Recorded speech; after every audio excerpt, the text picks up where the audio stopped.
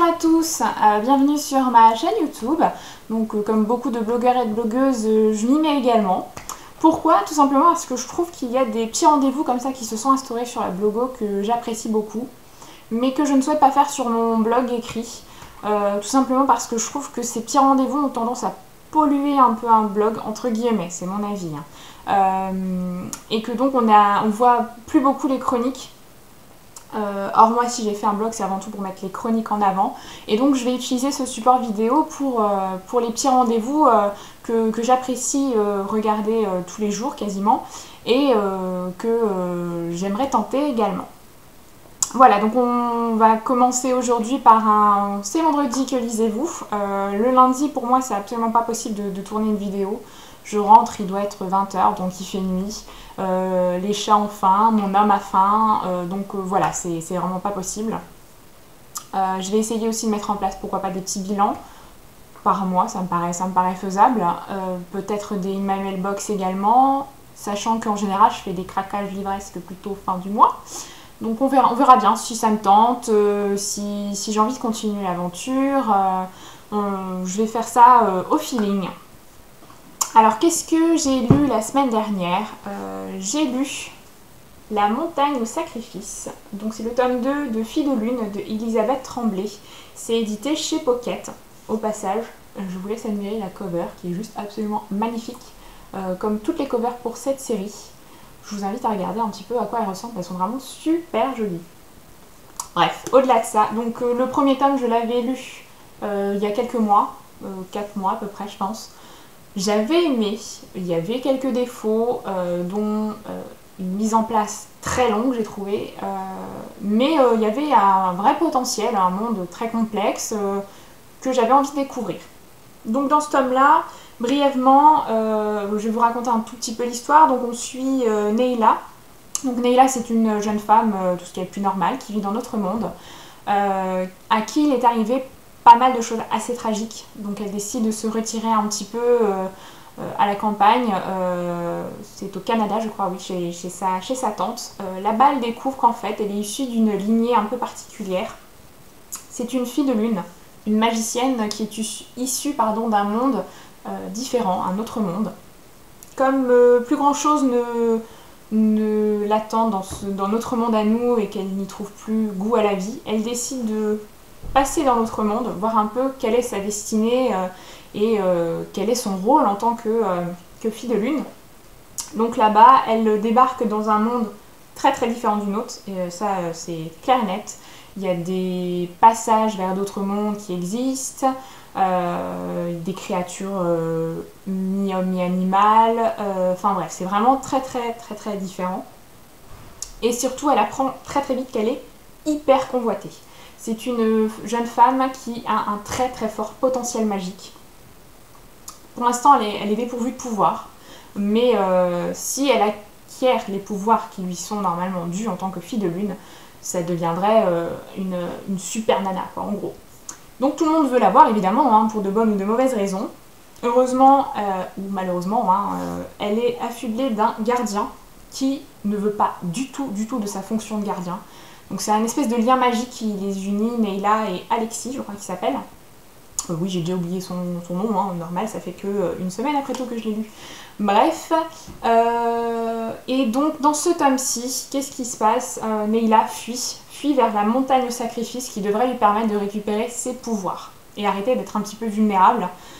Donc voilà, alors j'ai aimé également ce tome, même si, un gros même, j'ai failli l'abandonner au bout de, je sais pas, quelques chapitres. Pourquoi? Parce que ça faisait donc quelques mois que j'avais lu le premier et j'étais mais complètement perdue. Je ne savais plus où j'étais. Les personnages, il y a énormément de personnages secondaires, donc je ne savais plus si c'était bon, mauvais, entre les deux, enfin bref. Vraiment, c'était un peu l'horreur. Le monde est complexe, très complexe. Il n'y a aucune carte pour nous indiquer comment est un petit peu structuré ce monde.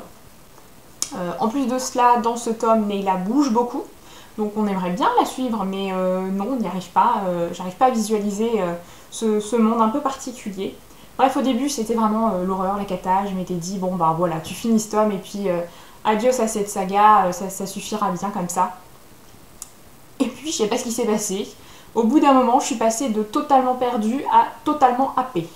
Voilà, je pense qu'il y a un moment où le cerveau s'est un petit peu habitué à toutes ces étrangetés, ces créatures un peu bizarres, ces personnages. On commence à retrouver un petit peu, à comprendre le monde dans lequel évolue le personnage de Nayla.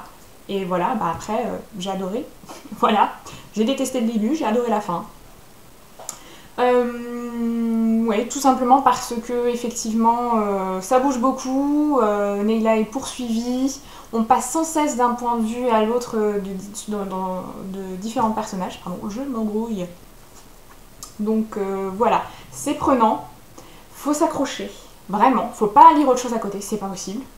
Et surtout, j'ai très très envie de connaître la suite là pour le coup, parce qu'il y a quand même un beau cliffhanger à la fin, donc voilà, j'ai envie de savoir ce qui se passe. Je pense que je vais pas trop tarder à me procurer la suite, histoire de pas retomber dans le flou total, de nager complètement au début, c'est quand même pas agréable. Donc voilà, je vous conseille cette saga, de la lire même tome après tome, de pas trop espacer vos lectures.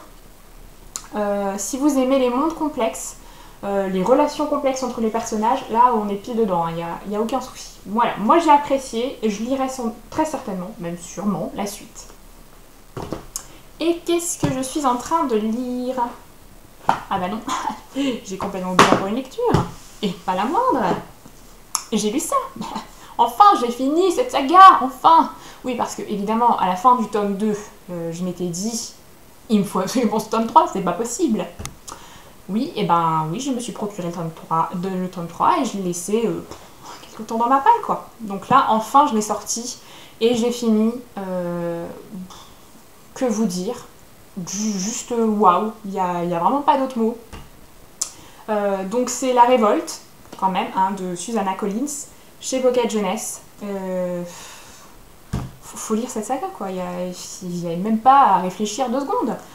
C'est vraiment super prenant, il y a des tas de trucs qui leur arrivent, enfin, improbables. Alors oui, il y a des défauts dans cette saga, hein, je dis pas, je la mets pas au nu non plus. La structure est un petit peu toujours la même, ça se répète un peu.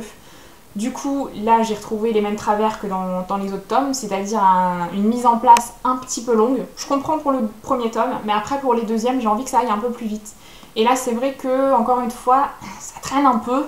On comprend pourquoi, mais on a quand même envie que ça aille un peu plus vite.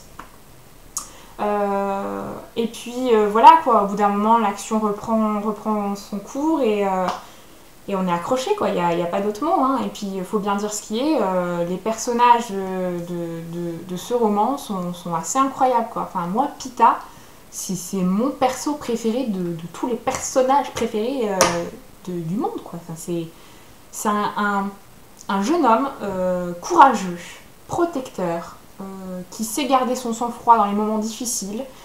Voilà, enfin, Pita, il sonne là tout de suite à ma porte. Pita, si tu m'entends. Il me demande de l'épouser, je dis oui sans hésitation. Je sais que ça se fera pas, mais quand même. Franchement, voilà, un énorme coup de cœur pour Pita. Gale, alors Gale, j'ai beaucoup plus de mal avec lui, sincèrement. C'est un garçon sympa, mais j'arrive pas à accrocher. J'arrive pas. Je trouve qu'il a beaucoup trop de colère et de violence en lui. Et j'accroche pas, quoi. Surtout face à Pita, il fait pas le poids, quoi. C'est tout. Après Katniss, soit il y a des périodes où je l'adore, où j'ai envie de la réconforter, de la serrer dans mes bras, lui dire mais vas-y ma cocotte, t'inquiète pas, ça va bien se passer. J'ai lu la fin et... Non, je vous dirai pas. Bref, soit j'ai envie de la secouer et de lui dire mais c'est pas possible, quoi. Fais quelque chose, agis, prends des décisions. Voilà, c'est ce côté un petit peu de Katniss que j'aime pas. Elle a tendance parfois à tétaniser devant certaines décisions à prendre. Et voilà. Mais sinon, j'ai adoré, quoi. Franchement, si vous n'avez pas commencé cette série, il faut la lire. Franchement, vous loupez quelque chose. Voilà. Et donc, ce que je suis en train de lire, et que j'avais hâte de vous montrer, c'est le tome 3 de Charlie Davidson. Donc c'est 3e tome tout droit de Darida Jones, ouais, édité chez Milady. Donc là j'en suis à peu près à la moitié, ouais, un petit peu Ouais, non, la moitié. Et ouais, cette saga, c'est ma saga coup de cœur, quoi. Autant je lis pas toutes les séries Milady, j'en ai beaucoup à commencer, mais là, celle-là, franchement, elle vaut le coup, quoi. Parce que son personnage est absolument inimitable. Enfin, elle est complètement délurée, elle a une verve, un truc incroyable. Moi, j'adorerais pouvoir sortir le genre de réplique qu'elle sort à tout le monde. Enfin, elle a beaucoup d'humour. Bon, c'est un humour un peu sarcastique, certes, faut apprécier. Moi, j'adore, et j'adore Charlet, quoi. Et puis en plus de ça, dans ce tome-ci, il y a deux intrigues. Donc une intrigue qui est plus ou moins liée à son métier de détective, et une intrigue qui est plus ou moins liée avec le Boreas, n'est-ce pas? Donc c'est vraiment agréable à suivre. Pour le moment, comme dit, j'en suis rendue à la moitié. On ne sait pas grand-chose encore. Mais ça suit son cours et c'est vraiment agréable à lire, quoi. En plus de ça, dans ce tome-ci, Charlotte a des petits soucis de sommeil, c'est-à-dire qu'elle ne dort plus. C'est pas qu'elle n'a pas envie, c'est juste que à chaque fois qu'elle ferme les yeux, il lui arrive des trucs dont elle n'a pas forcément envie. Et donc, elle a décidé d'arrêter de dormir, tout simplement. Bah oui, hein, bien sûr. Donc ça fait 10 jours qu'elle dort plus. On est d'accord, nous 10 jours si on dort pas, c'est juste pas possible, je pense qu'on meurt. Mais elle, bon, elle a un statut un peu particulier, donc elle y arrive, enfin elle survit, quoi. Donc elle se shoot au café, et vous doutez bien que déjà qu'elle est assez délurée comme ça, là c'est pire que tout, quoi. Elle sort des trucs encore plus incroyables que d'habitude, enfin elle est vraiment mais truculente, quoi. C'est juste un bonheur de suivre ses aventures, et à chaque fois on se dit mais qu'est-ce qu'elle va nous ressortir, quoi. C'est pas possible. Donc voilà, là j'en suis donc à la moitié, donc au niveau de l'intrigue j'en sais pas beaucoup plus, mais j'ai hâte de finir ce roman. J'espère pouvoir le finir soit aujourd'hui soit demain, ça dépend si j'ai envie de lire. Voilà, bah, c'était tout pour moi pour cette vidéo. J'espère que ça vous a plu, que je vous ai pas trop ennuyé. Moi j'ai pris beaucoup de plaisir à la faire, donc je pense que je vais continuer, faire ça assez régulièrement si possible. Je vous souhaite en tout cas une bonne soirée, une bonne semaine, et surtout de très bonnes lectures. À bientôt.